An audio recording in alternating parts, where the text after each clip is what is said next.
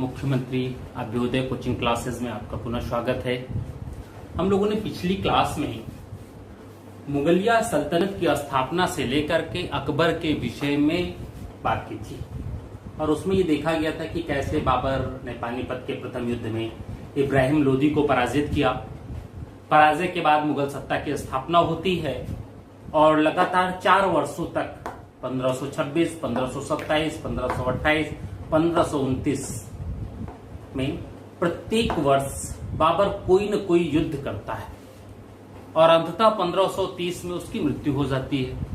जब 1530 में बाबर की मृत्यु हुई तो एक विस्तृत साम्राज्य तो उसने छोड़ा, लेकिन उस विस्तृत साम्राज्य के अंतर्गत ऐसा नहीं था कि हुमायूं के लिए दुश्मन ना रहे हों, और ऊपर से मृत्यु के समय हुमायूं से साम्राज्य विभाजन की भी बात करके गए। तो हुमायूं ने अक्षरशः पिता की आज्ञाओं का पालन किया और साम्राज्य का विभाजन भी भाइयों में कर दिया। लेकिन अफगानों को पराजित तो बाबर करके गए थे, लेकिन परास्त नहीं कर पाए थे, जिसका परिणाम यह हुआ कि हुमायूं के समय गुजरात यानी पश्चिम के मोर्चे पर और पूर्व के मोर्चे पर, दोनों मोर्चे पर 2 अफगान शक्तियां उभरकर सामने आती हैं और हुमायूं को एक साथ इन दोनों अफगान शक्तियों से संघर्ष करना पड़ा। चूंकि इनसे संघर्ष के क्रम में 2 शक्तियां एक साथ, 2 मोर्चों पर एक साथ, इस क्रम में पश्चिम की जो शक्ति थी उसे तो हुमायूं दबा ले गए, लेकिन पूर्व की शक्ति जो शेरशाह के अंतर्गत थी, उस शक्ति के द्वारा हुमायूं पराजित होते हैं लगातार 2 युद्धों में। चौसा और कन्नौज के लगातार 2 युद्धों में पराजित हुए और अंततः भारत छोड़ना पड़ा और 15 वर्षों के लिए मुगल सत्ता भारत से लुप्त हो जाती है। 1555 में ये पुनः भारत में आते हैं, 2 युद्ध जीते और सरहिंद के युद्ध में अस्थायी हो गए, दिल्ली पर अधिकार हो गया। लेकिन हुमायूं ने कुछ समय पश्चात पुनः दिल्ली पर अधिकार कर लिया, जो अकबर के द्वारा, हेमू ने दिल्ली पर अधिकार कर लिया था, लेकिन हुमायूं की मृत्यु भी हो चुकी थी। ऐसी स्थिति में अकबर ने बैरम खां की संरक्षकता में द्वितीय पानीपत का युद्ध लड़ते, जिसमें हेमू की पराजय हुई और भारत में मुगल साम्राज्य अस्थायी रूप से स्थापित हो गया। अकबर को इतना समय भी मिला, काफी समय, भाई 49 साल थोड़ा नहीं हुआ, बहुत हो गया। 49 साल शासन करने को मिला। उन 49 सालों में अकबर ने मुगल साम्राज्य को एक ऐसा स्थायित्व प्रदान कर दिया था जो अगले 300 सालों तक स्थापित रहा, उसे किसी ने भी नहीं हटाया। और जब हटाया गया तब मुगल साम्राज्य इतना कमजोर हो चुका था कि सिर्फ कहने के लिए मुगल साम्राज्य था, अन्यथा उसकी शक्ति एकदम क्षीण हो चुकी थी। ठीक है, तो आज हम लोग अकबर के बाद बात करते हैं, जिसमें अकबर के पुत्र जहांगीर की बात होती है। जहांगीर 1605 से 1627 या 28 कर सकते हैं आप। ठीक है, 28 में शाहजहां गद्दी पा गए, बीच में थोड़ी समय के लिए उसे बैठाया गया था। ठीक है, अकबर जहांगीर को प्यार से शेखू बाबा बुलाता था, शेखू बाबा बुलाता। जब हम लोग जहांगीर की बात करते हैं तो जहांगीर के साथ कुछ ट्रेजेडी भी आती है, क्योंकि जहांगीर ने 1569 में इसका जन्म हुआ, अकबर का सबसे बड़ा बेटा। ठीक है, और जब 1569 में जन्म हुआ तो जब गद्दी पर बैठा था लगभग 36 साल की उम्र रही होगी। ये तो एक ऐसा टाइम है जब वह मैच्योर हो चुका है, लेकिन इससे पहले ही उसने अपने पिता के खिलाफ विद्रोह भी किया। ठीक, और इस विद्रोह का परिणाम यह हुआ, विद्रोह का परिणाम कि अकबर ने एक समय इसे अपना उत्तराधिकारी मनोनीत करने या सत्ता देने से मना कर दिया, और वैसे में अकबर ने इसके स्थान पर अपने पोते खुसरो शाह को गद्दी पर बैठाने का प्रयत्न किया, और संभव भी था कि खुसरो शाह को बैठा भी दिया जाता। लेकिन जब अकबर की मृत्यु हुई तो उस समय मान सिंह और मिर्जा अजीज कोका, इन दोनों लोगों ने खुसरो को गद्दी पर बैठाने का भी प्रयास किया और उसको समर्थन भी दिया अंदर था। लेकिन कुछ मौलवी लोग जो ज्ञाता थे, उन्होंने ये कहा कि पिता के जीवित होते हुए पुत्र को गद्दी पर नहीं बैठाया जा सकता, क्योंकि ये चगताई परंपरा के एकदम खिलाफ है। अब पूछना चाहिए था इन लोगों से कि अगर ये चगताई परंपरा के खिलाफ था तो शाहजहां के जीवित रहते हुए औरंगजेब गद्दी पर कैसे बैठा? तो अगर वो परंपरा तोड़ सकता है तो क्या उससे पहले परंपराएं नहीं तोड़ी जा सकती? यानी इतिहास के अनुसार परंपराएं जो होती हैं वो तोड़ने के लिए ही होती हैं। आज नहीं तोड़ेंगे तो कल टूट जाएंगी, कल नहीं टूटेगी तो परसों टूट जाएगी। टूटेगी, बस तोड़ने वाला चाहिए। तोड़ने वाला कैसा है ये समय के अनुसार आते जाते हैं। अब यहां पर पहला तो विद्रोह, दूसरी जो बात इनके साथ आती है वो आती है नूरजहां। बहुत जबरदस्त प्रशासिका के रूप में। कहते हैं कि ये नूरजहां पर इतना ज्यादा मोहित थे कि उन्होंने यहां तक भी कह दिया कि मैंने तो बादशाहत जो है अपने बेगम को दे दी। नाम वास्तविक नूरजहां का मेहरुन्निसा, और नूरजहां ने शासन सत्ता चलाने के लिए नूरजहां गुट का निर्माण किया। जहांगीर के जब हम शासन की बात करते हैं तो वहां ये देखते हैं गुटबाजी बहुत जबरदस्त है,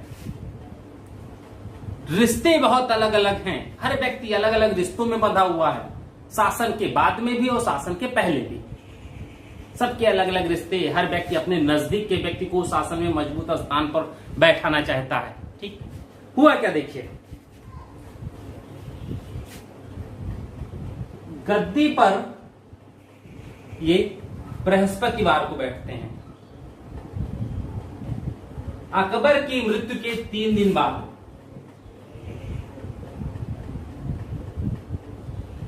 ठीक, यानी 3 दिन तक अकबर की मृत्यु के बाद शोक मनाया गया। उसके बाद इनका राज्याभिषेक हुआ। ठीक, 3 नवंबर 1605 को गद्दी पर बैठे। ठीक है, अब देखिए, अब जब ये गद्दी पर बैठे और अकबर ने पूर्व में ही शहजादा खुसरो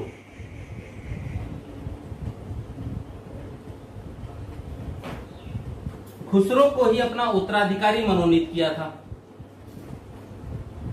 अपने अंतिम समय में। बाद में फिर जब डेथ हो गई तो जो अमीर और मौलवी मौलाना थे उन्होंने जहांगीर को ही कहा नहीं, यही गद्दी पर बैठेंगे, क्योंकि पिता के जीवित रहते हुए पुत्र राजा नहीं बनेगा। अब जब खुसरो की बात आती है, कौन थे? तो शहजादा खुसरो जो हैं, ये जहांगीर की पहली पत्नी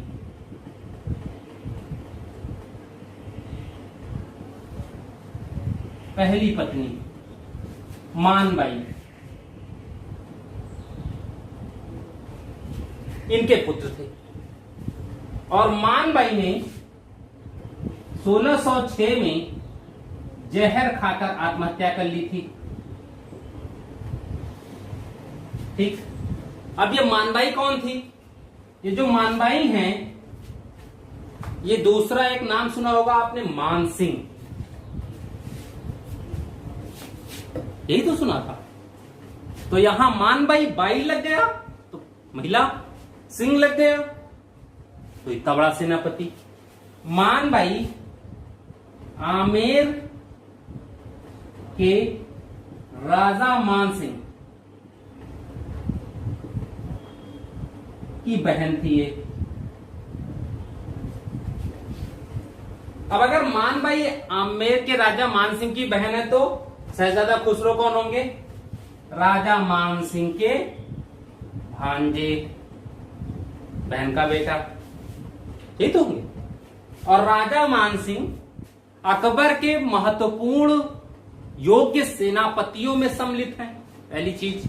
दूसरा, अकबर के नौरत्न में सम्मिलित हैं। तो राजा मानसिंह के अगर शहजादा खुसरो भाई हैं तो मामा भांजे का साथ तो देंगे ही देंगे। जब शकुनी ने दुर्योधन का साथ दे दिया था तो मानसिंह खुसरो क्यों नहीं साथ देते, पहला। दूसरा, शहजादा खुसरो के ससुर थे मिर्जा अजीज कोका,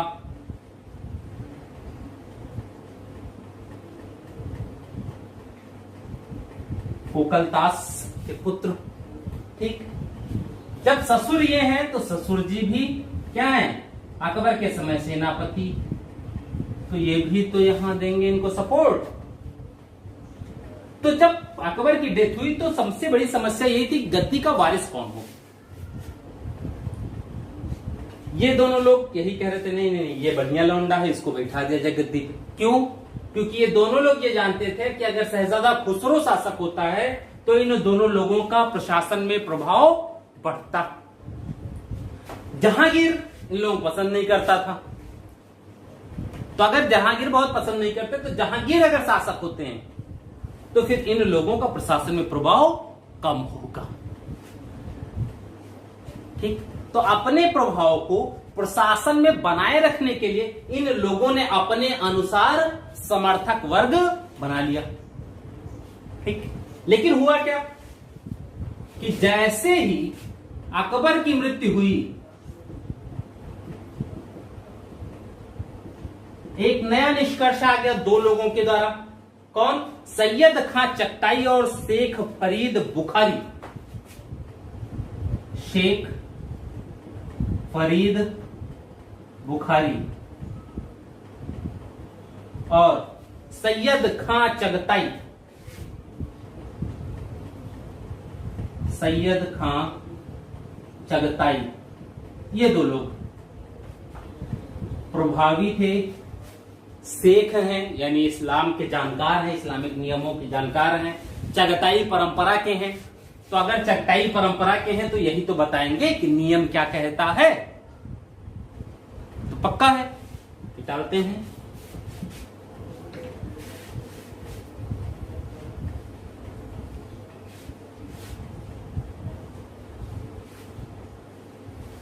ठीक, इन दोनों लोगों ने क्या कहा कि नहीं नहीं नहीं नहीं ऐसा नहीं होगा, पिता के जीवित रहते हुए पुत्र का राज्याभिषेक हो, ऐसा चगताई परंपरा नहीं कहता है। फिर कहता क्या है चगताई परंपरा? चगताई परंपरा कहता है यदि ज्येष्ठ पुत्र जीवित हो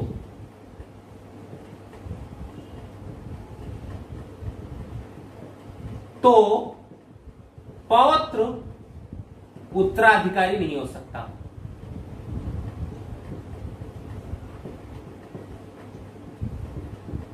कह कौन रहा है? शेख साहब यानी इस्लाम के जानकार। अब जहांगीर के राज्याभिषेक को धर्म से जोड़ दिया गया, धार्मिक नियमों से जोड़ दिया गया, चगताई परंपरा से जोड़ दिया गया। तो अगर धार्मिक नियम और चगताई परंपरा से इनका राज्याभिषेक जोड़ दिया जाए तो क्या कोई व्यक्ति अब ऐसा था जो विरोध करता है इनका? नहीं। इसलिए इन दोनों के नियमों के अकॉर्डिंग सलीम ही जहांगीर, नूरुद्दीन बादशाह जहांगीर के नाम से गद्दी पर बैठे और ये शासक हो गए, ठीक। अब प्रारंभ में सत्ता के लिए शहजादा खुसरो का नाम आया भी, शहजादा खुसरो बन नहीं पाए। तो क्या शहजादा खुसरो की, जिसकी उम्र भी अभी कम थी, उसकी महत्वाकांक्षा खत्म हो जाएगी? नहीं, पापा बने, चलो ठीक है। और वो पापा जिनकी वजह से मां कभी खुश नहीं रही। 1606 में मां को जहर खा के आत्महत्या करनी पड़ी। मामा खुश नहीं है इनसे, पापा खुश नहीं है। कौन से पापा? ससुर जी, वही तो असली पापा हैं, वो नहीं खुश हैं। तो क्या ऐसे पिता के खिलाफ विद्रोह करना बनता है? क्यों नहीं बनता है? जब मेरे मामा और पापा राज्य के इतने बड़े सेना नायक हों तो क्या मेरा साथ नहीं देंगे? मामा तो साथ देंगे ही देंगे, क्योंकि मेरी मम्मी भी चली गई, अब मैं ही बचा हूं उनके बहन के उससे। ससुर जी तो मेरे साथ आएंगे ही आएंगे, तो जब दोनों लोग आएंगे मेरे साथ तो फिर सत्ता हम पलट सकते हैं। इसलिए शहजादा खुसरो ने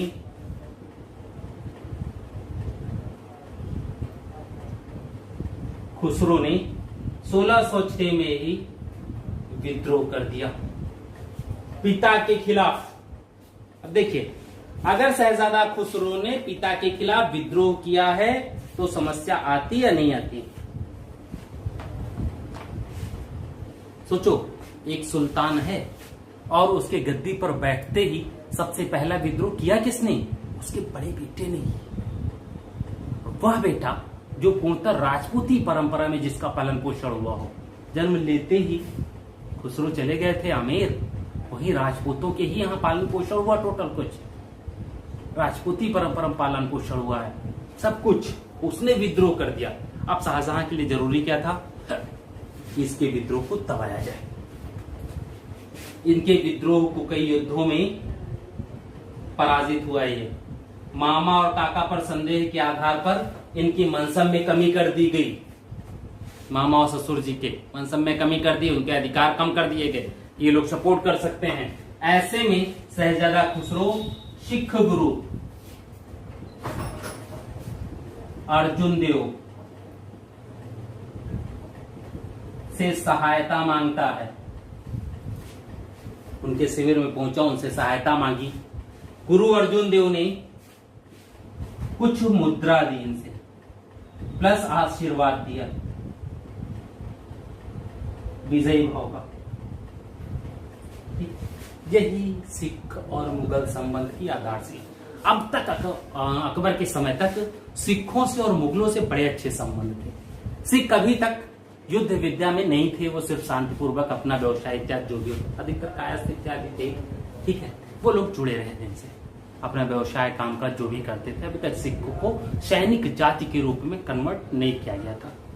अब जब इन्होंने दे दिया तो दुश्मनी इनसे हो गई जहांगीर की, कि मेरा बेटा है, मेरे खिलाफ विद्रोह कर रहा है, तुमने उसको आशीर्वाद कह दिया, पैसा कह दिया। भाई गुरु हैं, उनके अगर शरण में कोई आया है, मदद मांग रहा है, तो गुरु तो मदद करते ही करते। लेकिन यही खराब हो गया। गुरु अर्जुन देव को दरबार में बुलाकर काफी यातना देकर फांसी दे दी गई, और यहीं से सिख मुगल संबंध खराब हो गए, काफी ज्यादा खराब हुए। ठीक है, तो पहली चीज जी, और वो रहे। अब आते हैं हम लोग इनके कार्यों पर।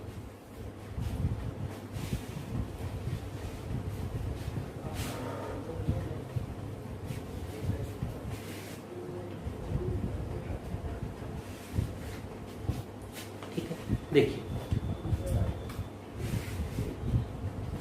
ये दूसरे शासक हैं मुगलों के जिन्होंने आत्मकथा लिखी, जहांगीर और बाबर। ठीक है, आत्मकथा क्या है? तुजुक के बाप जहांगीरी, तुजुक के जहांगीरी, ये लिखी आत्मकथा, तुजुक के जहांगीरी। ठीक है, ये आत्मकथा इन्होंने लिखी, और इसी में इन्होंने ये उल्लेख किया है कि गद्दी पर बैठते ही जहांगीर ने 12 अध्यादेश जारी किए, और इन्हीं 12 अध्यादेश से हम जहांगीर के शासन के तरीके और जनता के बीच में उसकी क्या सोच थी, जनता के लिए कैसी सोच रखता था, इसके विषय में हम पता कर सकते हैं, जान सकते हैं। ठीक, अब इन 12 अध्यादेशों में देखते हैं पहला क्या था। पहला, तमगा, जकात एवं बहरी, तमगा, जकात एवं बहरी, ये टैक्स हटा दिए। ठीक है, ये 3 टैक्स, इन तीनों टैक्सों को हटाया पहले। यानी जनता के ऊपर टैक्स का जो बोझ है वो कम हुआ, नहीं होगा, वो तो कम हुआ। ठीक, दूसरा कहते हैं जिन मार्गों पर चोरी डकैती होती थी, जिन मार्गों पर चोरी डकैती होती थी वहां के जमींदारों को आदेश दिया गया कि वे उन मार्गों के आसपास आबादी बसा दें। पहला, भाई जिन मार्गों पर सुनसान जगह पे चोरी डकैती होगी तो जहां चोरी डकैती होती है वहां 8-10 घर बसा दो। ठीक, पहला। दूसरा, वो जमींदार जनता की भलाई के लिए क्या करें, सड़कों के किनारों पर सराय, मस्जिद, कुएं आदि का निर्माण करवा दें। अब सराय अगर बन जाएगी तो उसमें कुछ न कुछ तो रुके रहेंगे ही, अगर उसके आसपास चोरी डकैती होती है, शोर किया लोग, तो सराय से मदद भी पहुंच सकती है, वहां 1-2 सैनिक भी रहेंगे। मस्जिद बन जाती है तो मस्जिद में हमेशा 1-2 मौलवी या मौलाना लोग या नमाजी 1-2 रहेंगे, वो भी पहुंच सकते हैं। कुआं यानी पानी की व्यवस्था के लिए। ठीक है, तो यानी दूसरी भी जो कार्य है वो भी कहीं ना कहीं जनता की भलाई के लिए ही है। ठीक है, नेक्स्ट ये कहा कि मृतकों के उत्तराधिकारी, जो मृतक हैं वो सेना में हैं या वैसे भी हैं, मृतकों के उत्तराधिकारी को स्वतंत्रता पूर्वक उनकी संपत्ति का उत्तराधिकार दिया जाए। अब तक होता क्या था कि जो मृतक होते थे उनके उत्तराधिकारियों की जो संपत्ति दी जाती थी उसमें भी कुछ न कुछ टैक्स ले लिए जाते थे, या अड़चन भी आती थी, कभी 2-3-4 उत्तराधिकारी आ गए, कभी फ्रॉड भी आ गए, तो उसमें भी समस्या होती थी। इसने कहा कि यदि किसी मृतक का उत्तराधिकारी ना हो तो उसकी संपत्ति का प्रयोग इस्लामिक नियमों के अनुसार मस्जिद, कुआं तथा तालाबों के निर्माण के लिए किया जाए। सोचिए, मान लो कोई बिना उत्तराधिकारी का व्यक्ति था, चला गया, तो उसकी पूरी संपत्ति मस्जिद, तालाब और कुओं के निर्माण के लिए, यानी यहां पर भी वो ध्यान दे रहा है धर्म का और प्रजा कल्याण का। तालाब बनेगा, पानी संचय होगा, सिंचाई के उपयोग में आएगा, उत्पादन बढ़ेगा, किसानों को फायदा होगा, कुएं बढ़ेंगे, प्यास बुझाने के काम आएंगे, कुछ तो आएंगे। व्यापारियों की गांठों को मार्ग में उनकी अनुमति के बिना ना चेक किया जाए, ना खोला जाए, तो चीजें भी एक ठीक है। ठीक है, ये भी चीजें, यानी ये 3 जो भी हैं वो कहीं ना कहीं प्रजा कल्याण के लिए है। नेक्स्ट उसने कहा तंबाकू इत्यादि, शराब, तंबाकू, ये पूछा गया है तंबाकू के सेवन पर रोक किसने लगाई थी, तो वो जहांगीर हैं जिन्होंने तंबाकू के सेवन पर रोक लगाई। ठीक है, ये और मादक वस्तुएं ना बनाई जाए और ना बेची जाए, ये चीजें आ गई। ठीक है, ना बनाई जाए और ना बेची जाए। यद्यपि जहांगीर स्वयं शराब पीता था, कहते बहुत बड़ा अफीमची भी था, नशा भी करता था, शराबी भी था। नूरजहां और नशा दुइये इसको सबसे प्रिय था। ठीक है, नेक्स्ट देखो, मकानों पर अधिकार तथा अंग भंग का निषेध किया जाए। किसी के भी मकान पर अधिकार सेना के द्वारा या किसी के द्वारा जो किया जाता था उसको अंग भंग न किया जाए। दंड की प्रक्रिया होती थी, अंग भंग कर देना, तो वो न किया जाए, न बेचा जाए। ठीक है, सॉरी, न किया जाए। कोई व्यक्ति दूसरों के घरों में ना घुसे बिना उस घर वाले की अनुमति के। ये तो एक संस्कार पे आता है कि आप किसी घर में जाएं तो नॉक कर लें, उससे पूछ लें, वो जब आपको अंदर आने की अनुमति दे तभी आप अंदर जाएं, अन्यथा आपको नहीं जाना चाहिए। ठीक है, नेक्स्ट देखिए, फिर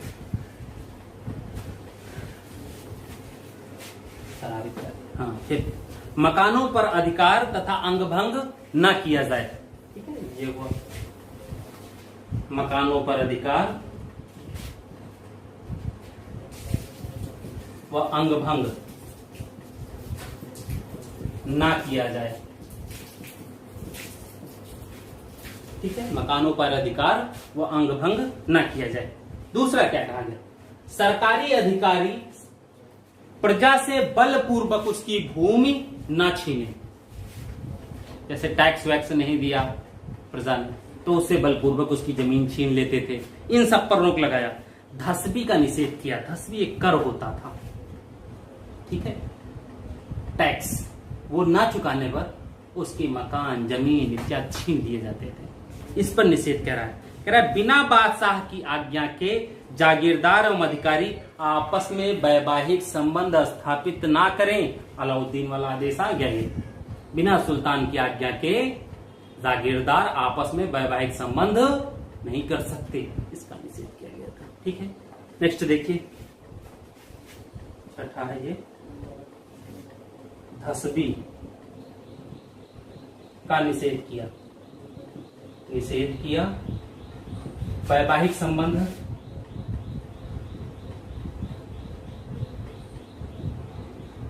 सुल्तान की आज्ञा से, यानी बादशाह की आज्ञा के बिना वैवाहिक संबंध स्थापित न किए जाएं। देखिए, सातवां, नगरों में अस्पतालों का निर्माण किया जाए और उन अस्पतालों में हकीमों की व्यवस्था की जाए। अस्पताल बनाए जाएं,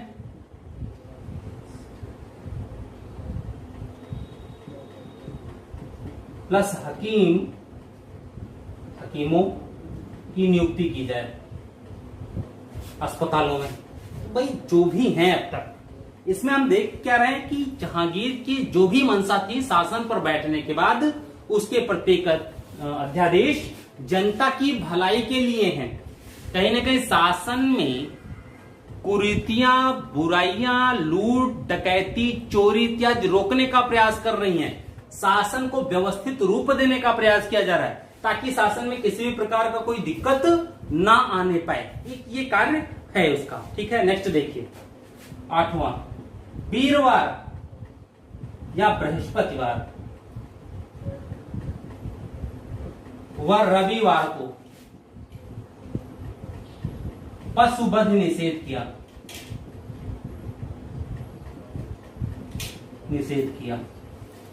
ठीक, बृहस्पतिवार क्यों? क्योंकि बृहस्पतिवार को वह शुभ दिन मानता था। क्यों? क्योंकि बृहस्पतिवार को उसका राज्याभिषेक हुआ था। तो बृहस्पतिवार राज्याभिषेक के दिन पशुवध निषेध। रविवार को क्यों पशुवध निषेध? क्योंकि रविवार अकबर का जन्मदिन था और पूर्व में भी अकबर ने रविवार को पशुवध निषेध कार्यक्रम लागू कर रखा था। रविवार को उसने मनाही कर रखी थी कि पशुओं की बलि या वध नहीं किया जाएगा, इसने बृहस्पतिवार अपने राज्याभिषेक के दिन को उसमें ऐड कर दिया। तो पशुवध रोक रहे हैं तो कहीं ना कहीं ये भी ठीक ही था। चलो 2 ही दिन सात्विक हो जाओ, शाकाहारी रहो, रोज नहीं हो सकता, ठीक है। तो अब तो बृहस्पतिवार भी कुछ लोग नहीं खाते हैं, लेकिन रविवार लगभग सभी खाते हैं। पहले रविवार रोका था। ठीक, दूसरा ये कहता है क्योंकि रविवार को मेरे पिता शुभ दिन मानते थे। रविवार को उसके पिता शुभ दिन मानते थे क्योंकि इसी दिन सृष्टि का आरंभ हुआ। पापा जिस दिन पैदा हुए उसी दिन से सृष्टि का आरंभ होती है, वैसे नहीं होगी। ठीक, इसलिए रविवार दिन के प्रति सम्मान व्यक्त किया जाए और इस दिन पशुवध न किया जाए। बृहस्पतिवार चूंकि मेरा सिंहासनारोहण हुआ है इसलिए मेरे लिए बृहस्पतिवार महत्वपूर्ण है, इसलिए बृहस्पतिवार को भी न किया जाए। रविवार को सृष्टि के प्रारंभ होने के कारण रविवार दिन के प्रति सम्मान प्रदर्शित किया जाए। ठीक है, नेक्स्ट उसने कहा मेरे पिता के समय के जागीरदार और जमींदार जो भी हैं उन सभी को उनके पदों पर बने रहने दिया जाएगा। किसी को उनके पद से डिस्टर्ब या हटाया नहीं जाएगा। ये व्यवस्था भी उसने की, उनको भी बैठा दिया गया। ठीक, लास्ट सॉरी ये तो 11 हुआ ना, 11 में क्या कहा? आइमा यानी एम्मा भूमि एक होती थी जो मदद ए मास के रूप में दी जाती थी। कुछ लोग ऐसे धर्म इत्यादि के क्षेत्र में, समाज सेवा के क्षेत्र में अच्छा जो काम करते थे, उनको एक मदद ए मास भूमि दी जाती थी, आइमा या एम्मा कहा जाता था। ये जो भूमि होती थी ये टैक्स विहीन होती थी।